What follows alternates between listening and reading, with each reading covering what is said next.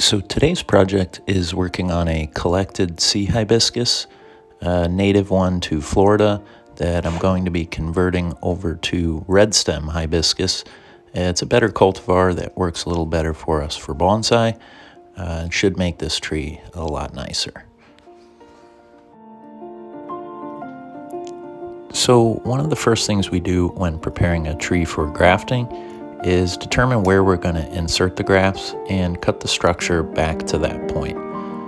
Seeing as how we're going to be converting the foliage of this one over to a better cultivar, it makes the most sense to put our grafts closest to the trunk, and that way all the residual growth will grow off of the grafts and it'll save us from having to put in more grafts than necessary.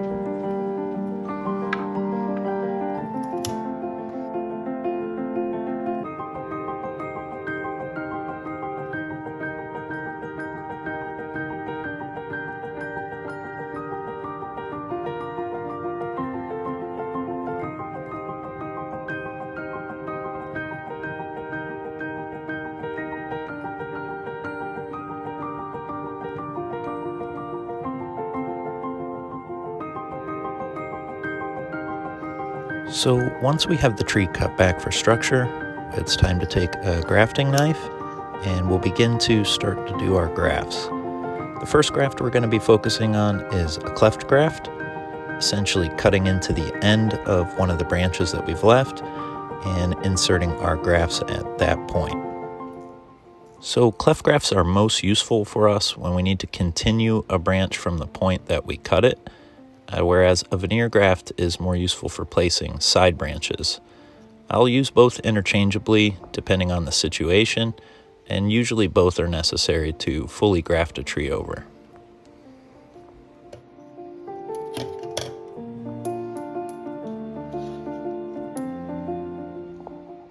So once we've placed our cut into the branch, the next thing we'll do is to prep our scion material.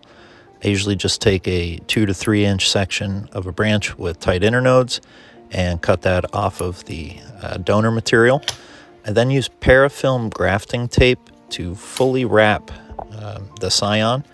I want to make sure there are no gaps while I'm wrapping it, and I stretch the tape slightly to really get it as thin as possible. I wrap this all the way to the tip and twist it at the ends, leaving only the base of the branch exposed. That's going to be where we're going to cut our wedge to insert it into our branch. So I cut a wedge on both sides.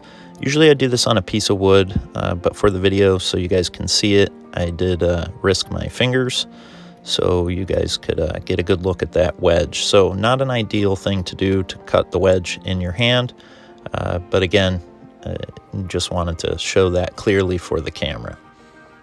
So next we're going to insert our cut scion into the cut portion of our branch. And I'm not putting that directly in the center. I'm actually putting it off to the side. And usually we'll place 2 branches per cleft graft, one on each side of the wound. And you can see it fits in just like a little puzzle piece. We want to try to align those tissues as evenly and as accurately as possible, as this greatly increases the likelihood that the graft will take.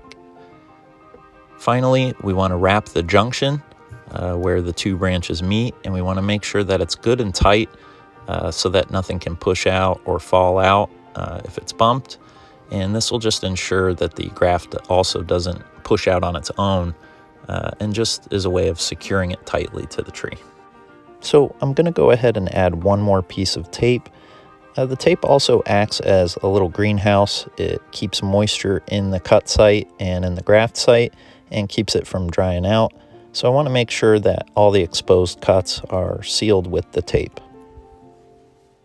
Once we have this area secured, we'll move on and finish the rest of our grafts throughout the tree.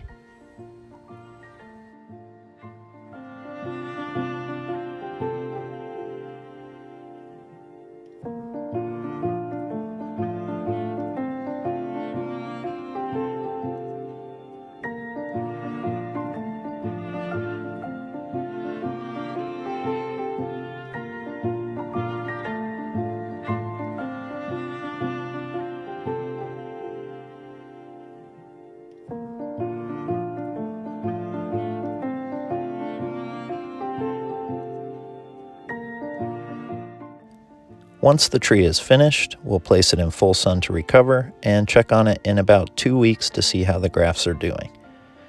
Hopefully you enjoyed our video.